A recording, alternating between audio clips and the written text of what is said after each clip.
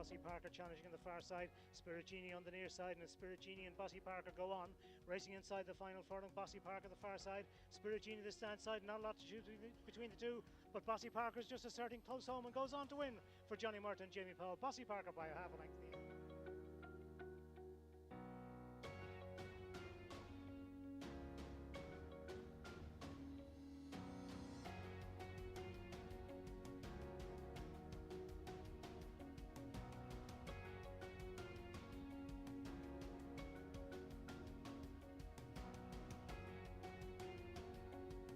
Straightening up with 2 furlongs to go in the Coolmore Stud Churchill Stakes, and it's on the rail La Dolce Vita from Greenland in the darkish colours. Beginning a run out wide is Helsing, and also getting into it on the far side is Papilio. Peddling Pat next, and then Lakota 7. It's getting close between Helsing, Papilio and Greenland as they run up to the finish, and it's Helsing getting on top, is back on track in the Churchill 2-year-old stakes.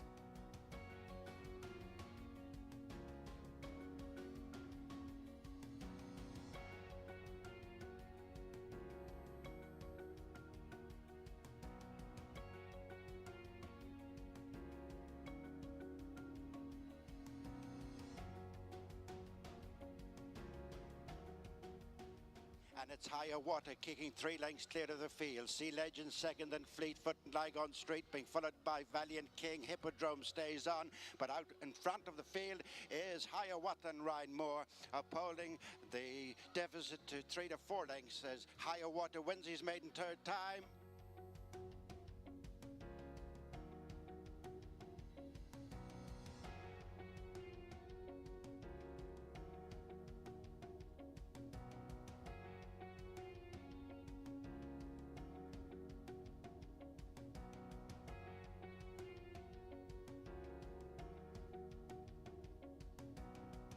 They're being followed by Laserport, dropping back Autumnal Breeze, and then Bedelia inside the final furlong, and it's Queen of Ours out in front. In second is She's Local, and then Laserport as Queen of Ours had really been honing in on this very win truthfully. She's Local second.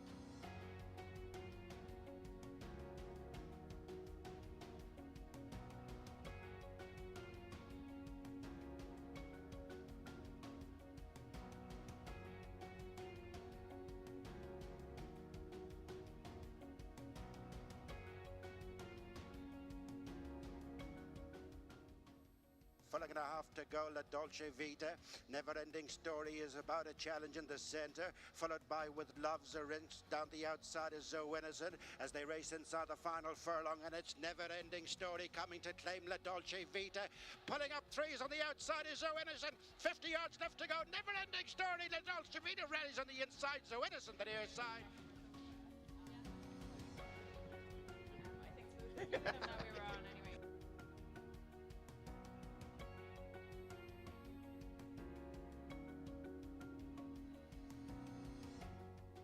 Down the outside, Silver Knot has travelled ominously well into the race, and Silver Knot breezes up on the outside of Wahaj. They race inside the final furlong, and it is Silver Knot who's now ridden clear. Wahaj is in second, Desert Hero in third, but the rest are all toiling in his wake. It's Silver Knot powering clear, an impressive winner of the Solario Stakes. Silver Knot wins under Pat Dobbs, Wahaj in second.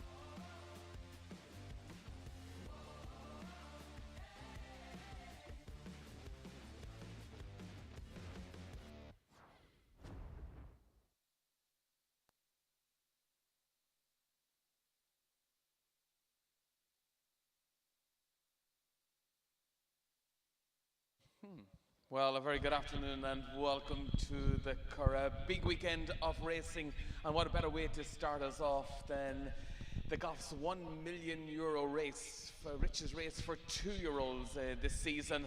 And we're going to be previewing that race and all the other races on day one of this great festival here at the Curragh. Joining me is Henry Beebe from Goffs. Of course, a busy weekend for you, but a lot of the hard work is done, plenty more hard work to do. A lot of the vendors and the potential purchasers are up at the sales paddocks at the moment. Yeah, it's a hive of activity up there at Kildare Paddocks at the moment. People are flying in from all over the place, looking at the beautiful, beautiful yearlings that our vendors have sent us. Yeah, it's been a busy time, but like you, as long as I don't lose my voice, I'm going to be okay. But it's wonderful to be here for Goffs Million Day. And as you say, it's Europe's richest two-year-old race, which makes us very, very proud. It's worth €1,234,000. The winner gets €617,000. More horses that run today in that race will win money than don't, because there's 19 runners, and we prize money down to 10th. So it's just a wonderful day. It's been very well supported. A really good field of quality that demonstrates the quality that's on offer at the Orby sale this week. Surely whenever the horses this time last year, whenever the hammer came down, that made them eligible then to run in this particular race. Yeah, there was a nomination fee to pay at that time, and a lot of people did that. At least half the catalogue did that. And there was great excitement, great buzz. We had a rough old time like a lot of people through COVID 2 years ago. We didn't have a great sale, so last year we put our heads together. What should we do? How should we do it? Should we have incentives? Should we have bonus races, schemes? All sorts of things, and we decided we wanted a focal point. So we worked with the great team here at the Curragh to put on the Million Race, bring the Million Race back, bring the concept back to give people a focus. Happily, it caught the imagination. We had a huge entry at the start when the race closed, and we've got a real good quality field today. I'm looking at the card today. Plenty of English runners. That must certainly make you feel happy. Well, it makes us feel happy, but what it does, it demonstrates that the Orby sale is not just the Irish National Yearling Sale. It's one of the most important 2 days of the calendar year in European bloodstock. It's a major premier sale. We sell some of the highest priced, best bred horses. We've been so well supported by Irish breeders. We've always said we're nothing without the horses, so we can come up with everything we want, all the gimmicks, all the marketing, all the races, we can fly people in. If we haven't got the horses, we've got nothing. So that's what drives people to Kildare Paddocks every year. That's what means that most, or if not all, major English buyers will be there. There'll be loads of Irish buyers. We've got a plane coming in from the United States. We'll have interest in the Middle East, from the Far East, across Europe, every corner of the globe. They'll be here in Kildare Paddocks for the Irish National Yearling Sale. We all know that Irish bloodstock is the best in the world. Happily for us, a huge number of them sell in Goffs, so everyone comes to Goffs. I had a good look at the catalogue, and it's nice to see some of the big farms giving you a large chunk of their consignment this year as well. Absolutely. I mean, we really are nothing without the horses. And this year, Irish breeders, the main Irish breeders, have stepped up to the plate. They've definitely given us a better share, a greater share of their best horses. We've got a mouth-watering catalogue, really. When you look at it, it's headed by 11 from the penultimate crop of the legend that's Galileo, Dubawi, Frankel, See the Stars, Invincible Spirit, Dark Angel, Night of Thunder, Kodiak, Sayuni. They're all there. No Nay Never having a great time. It really is. It's as good a catalogue as ever a long time. It's bigger than last year because we were given such great support, and we're very grateful. And then when we follow the Orby sale, we have another 2 big days of the Sportsman sale, a really commercial, solid catalogue that punches well above its weight and pumps out the winners every year. Back to today, you and the team at Goffs have certainly thrown everything at this particular race, and also you want the public here as well to get a feel for what's happening in the race, because 4 jockeys are going to be wearing jockey cams. We're also going to be doing a little bit more prep as the horses head down to post and on their way to post as well. Well, the team at Goffs is an enthusiastic, passionate team, and we've put everything into this to make this a really good day. That charge has been led by one of our team, Helly O'Connor, who's done a marvellous job bringing it all together. Told us what she was doing. We said kick on, and she did it. But what we wanted to do, you can sit at home and you can watch wonderful racing. The quality of TV coverage these days is amazing. But we wanted to do something different, and with the team at the Curragh, we worked to try and make this a unique day. So things like the jockey cam, this preview you're going to do, the link to the bloodstock, look forward. We want to make it a special day here. That's if everyone can get here, because the traffic has been a bit of a mare, but that's out of anybody's hands. But I think when people get here, now the sun is shining, it'll be a lovely day, a wonderful day. You know, the classic days here are great, the Irish Champions weekend is great, but we want Million Day to be a day that people talk about, that they look forward to and they look back on. And from our point of view, we want the people involved in the race to enjoy it, so that, of course, from a commercial point of view, they want to buy another yearling. But we are involved at Goffs in selling the thrill of ownership. It means a huge amount to us that people enjoy coming racing, particularly racing in Ireland, and so we're part of that drive to bring people to the Curragh and to race courses throughout the year. Well, the best of luck to you and the team this week. Let's hope you sell plenty more champions. We'll let you enjoy the rest of the day while we chat to our panel, who have joined us, an astute panel. Kathy Grassick, the most astute of them all. Yeah, you're going to lead the panel. We've Will Lattimore from William Hill. We've got Tom Malone, and we've got Dave Jennings. Well done. Thanks for getting here. Kathy, you're looking forward to the Goffs Million. You, of course, are a breeder, a producer. Have you got anything bred in this particular race? We haven't actually bred anything in this particular race, but we were responsible for a couple of the horses have been sort of involved with the farm.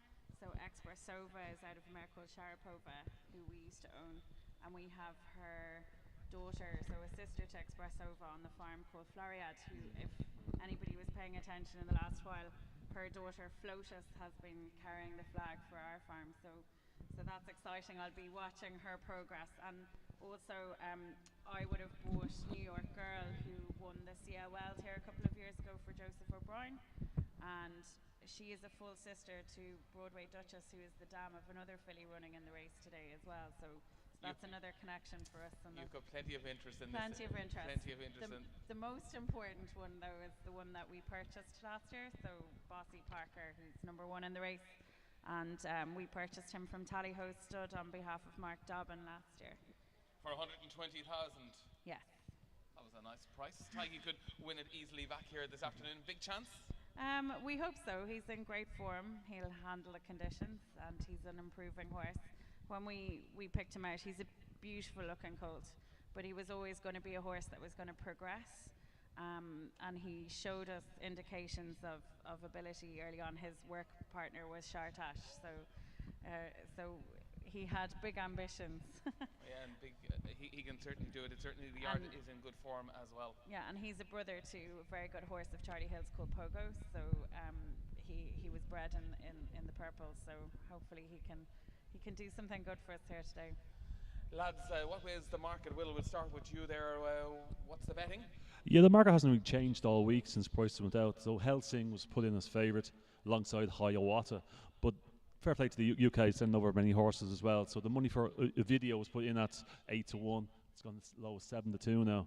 So yeah, the money's been like quite solid in them two, Helsing, Hiawatha. But for myself now, there's one down the bottom from Joseph O'Brien's, Zon Innocent, put in at 18-1. I think that's way too big. I think 12-1 is probably still a nice price for Zon Innocent. I think this guard, the last run, was out wide, no cover. So I think 14-1, 12-1 each way on Zon Innocent is the one to go for me. Tom Malone, you've been busy at the Ploughing Championships this week, and you're usually in this role here. What would you be putting your money on? Look, it's an unbelievable race. Again, you probably need to look and see what happens early on the card. There's been a few quid as well for number 12 on the card, the franchise there, who was third to Continuous on debut. But I think with the ground today is this afternoon, you're probably going to have to look at one with a little bit of experience. And actually, really like the chances of Zoynescent to Will picked out. There was an eye catcher on debut here, followed up readily next time out at Goran, and has run in some pretty hot races since then. So I'm sure you'll be getting plenty of fancy each way prices, and Bossy Parker's done pretty well too. But yeah, I like the chance of Zoynescent, and if he's fit enough, the franchise. But there's been a bit of each way support for that one. Cope by Sayuni, third behind Continuous here on debut. You'd expect him to step on from that, and you would think, having run into such a good horse first time out, Joseph will have plenty of improvement in him. So again, Joseph's been doing everything, hasn't he, all week long, with 7 winners in Killarney, winners on the flat, winners over or in Listowel, not Killarney. But there's nothing the man can't do, and so I wouldn't be surprised if he wins a Goffs Million as well. Will's looking to jump in. Yeah, Tom is right there. So Francois is put in at 16-1. and it's now down to 7-1. I think most would have liked to see the horse in the second race was continuous. Yeah, unfortunately that was on good firm ground that day. But what I say about the franchise, it actually was left 6 lengths to the start as well. So continuous got an easy lead. Franchise was left 6 lengths, so it did very well to get within 8 at the finish. So I think 16's into 7-1. That's the money support. So I can understand what Tom's bringing that one up as well. Fine, I'd like to hear what Dave Jennings has to say on this one. Glad somebody does.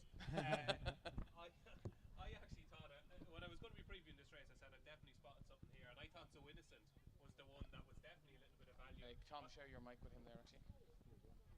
Somebody conveniently turned off my mic. I thought I'd spotted one here that was way too big of a price, and that was So Innocent, but the lads have completely stolen my thunder. I think she's crying out for cover in a big field, and I think that's what she's going to get here. She's going to love the ground. I loved when she won her debut or when she won her maiden at Gorham Park.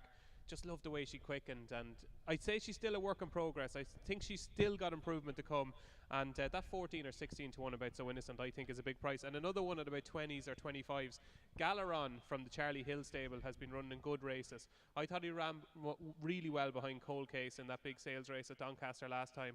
Bumped into Noble Style at York prior to that. I think a race like this is going to suit Galaron. So 2 at big prices for me would be Galaron and So Innocent.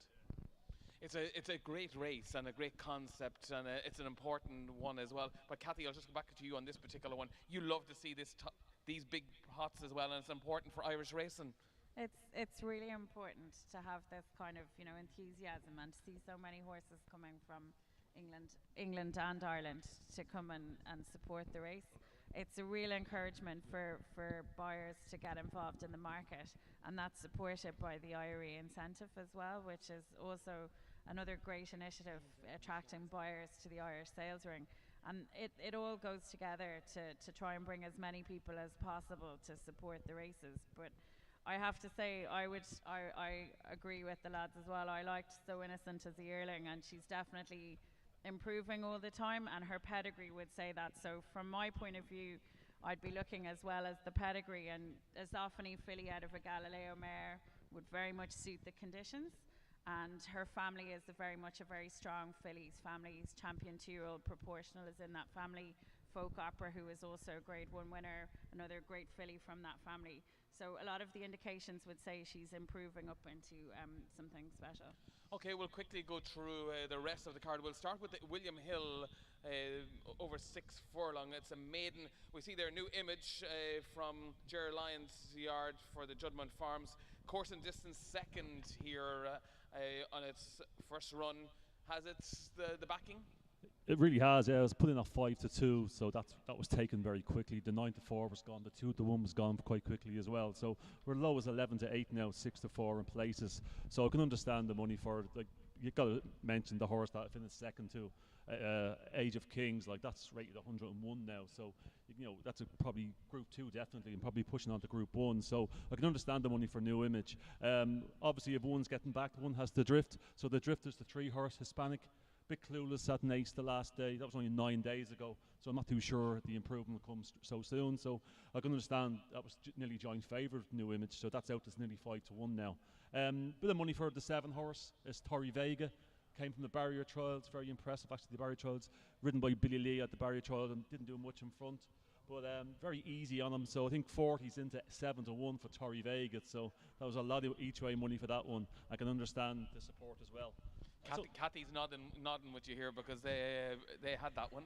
So Torrey Vega was actually foaled at our farm, so I know him quite well. His Dam Vistoria was an incredible race mare, and the cross Oratorio on top of de Vega would be very promising, and he's turned into, you can see him walking around there, he's turned into an incredible looking horse. So I think you might be onto something there. Yeah, most definitely. I think the soft ground will suit that as well. The knee action at the show, that a bit of cut in the ground will suit as well.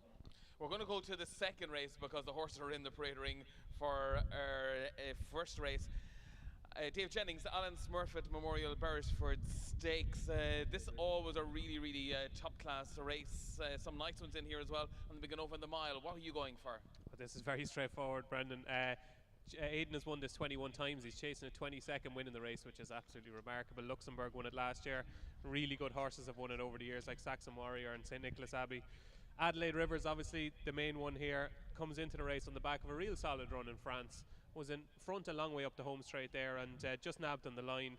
Was in front of Pivotal Trigger, who was going to be renewing rivalry, but as unfortunately non-runner. It looks straightforward. I like the look of him when he won his debut at Dundalk. He looked a real sharp, nice mover, and it should be straightforward. Number 22 for Aidan O'Brien. Okay, to our third race, the William Hill. Lengthen your odds, a maiden over the 6 furlongs. Tom Malone? I just might give a chance. I thought Crypto Force might have a squeak. I just wish we'd 8 runners for a second race. Unfortunately, Crypto Force, he won a really hot maiden here early on in the year and then ran into Cheshire, and maybe he's had a little break since. But yeah, this maiden over 6 furlongs. It's, look, you got the likes of Mickey DeSteel in there, who's you know, he's probably he's rated 76. Usually that's kind of enough to win this sort of race, but it's pretty wide open, and to be honest, I struggled to come up with a really strong selection this one. Jenna, do you?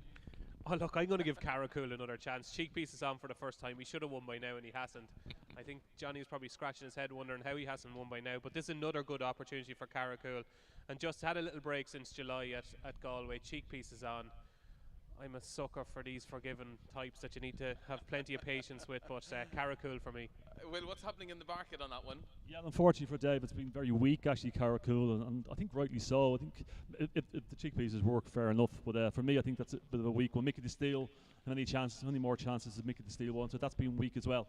I think the two against supported and very strong is the two that haven't ran for a while is the 17 horse Life and Colour. She's probably ran the most strongest races so far, actually. And if she's ready to go after the layoff, I think that's the one to beat. And just one down the bottom as well, who actually raced very well in debut.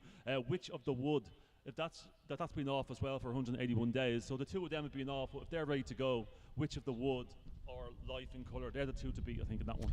Okay, and our fourth race is the Barberstown Castle Nursery. A select field going in this one, but Ado McGuinness is number 2. Distillate was second the last time up at Dunroyal. Couldn't go better here this afternoon, Kathy? Yeah, I think so. I mean, you have to love a filly by Havana Grey. Definitely, they've shown so much ability on the track and should handle the conditions, given that she handled the good ground in Dunroyal. So I would be surprised to see her beaten, but I do think that Johnny Mercer's filly, Expert Eye out of Roulette, she's Myland, and she showed a lot of ability when finishing 5th last time out, and I think that by that stallion she might be an improver in the market. Okay, I just want to go to one other race, the William Hill Joe McGrath, the premier handicap here this afternoon, 5 furlongs. Will, what is the market like? And I want the nap of the day from the rest of the lads. Yeah, that's the William Hill Joe Hart. That's, yeah, we're doing no extra places on that, so we're actually paying 5 extra places on that one as well. So the strong one in this race is the Inform Curraheen Princess. She's been a revelation this year, and it could start in the low 50s, and she's just moving up the grades to 84 now. She's rated 84, so that's been the strong one all day, actually. Also, solid support for the 6 horse Gordon Bennett, likes the soft ground. So that bit of rain we had earlier will actually suit Gordon Bennett, who stays 6 furlongs. So this, a stiff 5 here will suit Gordon as well. But I have one here actually at a bigger price. Actually, it's the 15 horse Screen Siren. Loves 5 furlongs, get plenty of cover, has a great turn of foot. Obviously, Sarah Lynon, plenty of experience of her father, obviously Eddie, and I think that's probably the one to each way value of Screen Siren. Okay, nap of the day, lads. Tom, you ready to go with it? Do you know what? I'm going to stick in Urban beating the Joe McGrath. I think he's dropped down to a rating now that he can make hay off at 95. He's about 20 to 1. Give him an each way selection. Dave Jennings. I'm going to give you 2 if that's all right. Can I give you one in England? I fancy one in the 205 at Haydock, a horse who I think is really well handicapped called Wanis, that's trained by Charlie Hills. It's been gelded since his last run, and I think he has got a bit in hand. Wanis in the second race at Haydock. And as regards my nap of the day here, it is Star of Cashel, which is in the, I'll get a time for you now, Brendan, hold on. It is in the 4:30. I thought Star of Cashel, Adam Caffrey rides. Thought won quite impressively at Listowel, and could see that going in again. Okay, Will, did you give me yours or are you give me another one? Yeah, I'm actually going to give it, we're actually sponsored last race as well, so I'm going to wait till the lucky last for me, and it's the top horse, Your Man There, ridden by the excellent Luke McAteer. So I think 12 to 1, 14 to 1 for Your Man There is way too big. And finally, Kathy, give the ladies all a big one for the day. I'm going to stick with Tori Vega in the first, but that's what my head's saying, but my heart is saying Livingston Range each way in the Premier Handicap. In the Premier Handicap. He'll handle a 5. He likes the track, and he ran second last time out in Navan. So. Well done, Kathy, to Will, to Tom, and to Dave. Thank you for joining us for the quick morning line. The horses are in the parade ring for our first race. Tom Malone will be here with you throughout the afternoon. I'm going to be going around the track. Taste of Kildare, it's on here as well, and we'll get a little bit of a flavour as to what's happening around the track throughout the afternoon.